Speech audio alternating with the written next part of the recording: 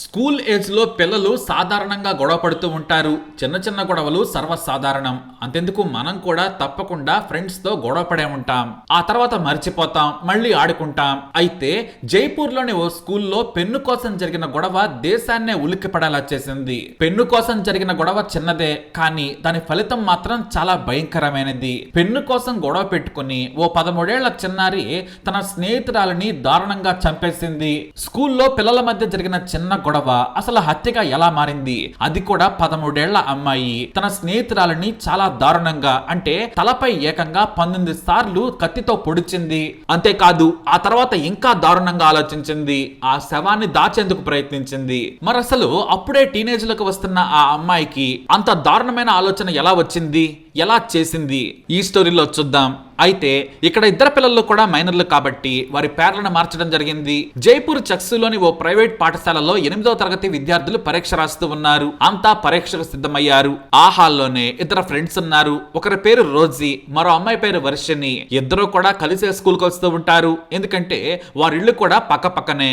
అయితే పరీక్ష మొదలయ్యే కొంత సమయం ముందు రోజీ పెన్ను సరిగా రాయడం లేదు. దీంతో పెన్ను కావాలని వర్షిణిని అడిగింది.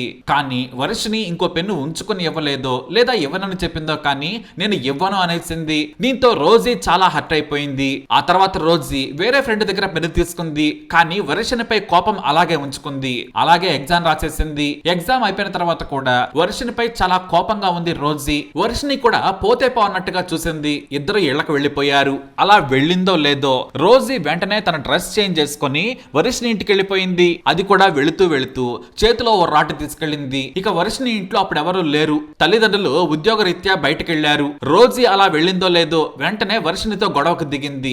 ఇద్దరి మధ్య మాటల యుద్ధమే జరిగింది.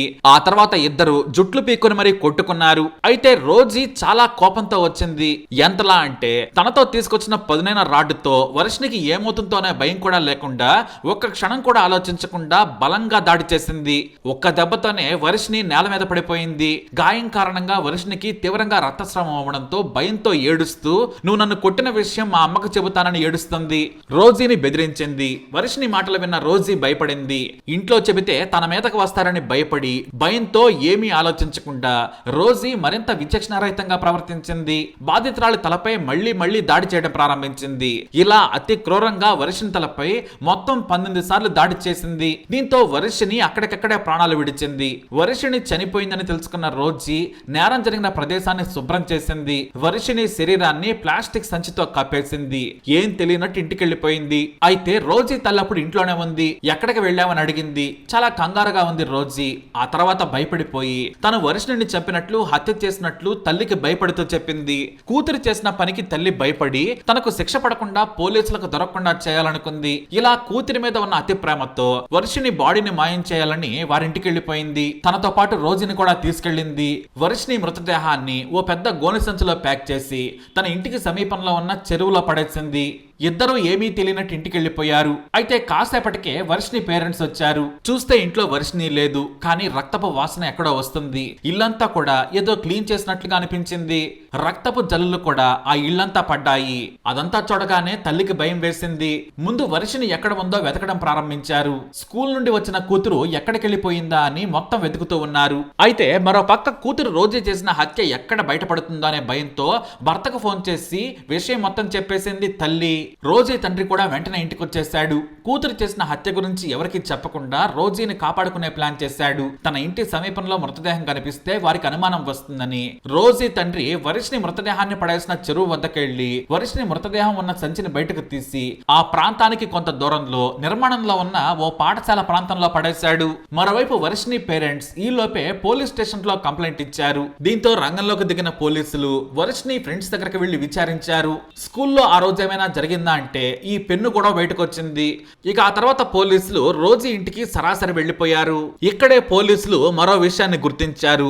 రోజీ ఇంటి గుమ్మం దగ్గర చిన్న చిన్న రక్తపు గుర్తులు కనిపించడంతో పోలీసులకి అనుమానం మరింత బలపడింది. వెంటనే వారు రోజీ తల్లిదండ్రులను ప్రశ్నించగా మాకేమీ తెలియదని అబద్ధం చెప్పారు. పోలీసులు రోజీని ప్రక్కకు పిలిచి విచారించారు. గొడవ జరిగింది నిజమే, కానీ నాకేమీ తెలియదు అని చెప్పింది రోజీ. కానీ పోలీసులు గట్టిగా అడిగేటప్పటికీ రోజీ భయపడి నిజం చెప్పేసింది. వెంటనే పోలీసులు రోజీని అదుపులో అదుపులోకి తీసుకున్నారు. అసలు ఏం జరిగిందో చెప్పమంటే రోజీ చేసిన పని మొత్తం చెప్పేశారు. మృతదేహాన్ని పారేసేందుకు ప్రయత్నించిన ఆమె తండ్రిని తల్లిని పోలీసులు అరెస్ట్ చేశారు. ఇక కేసు జువైనల్ న్యాయ వ్యవస్థ కింద రిజిస్టర్ చేశారు.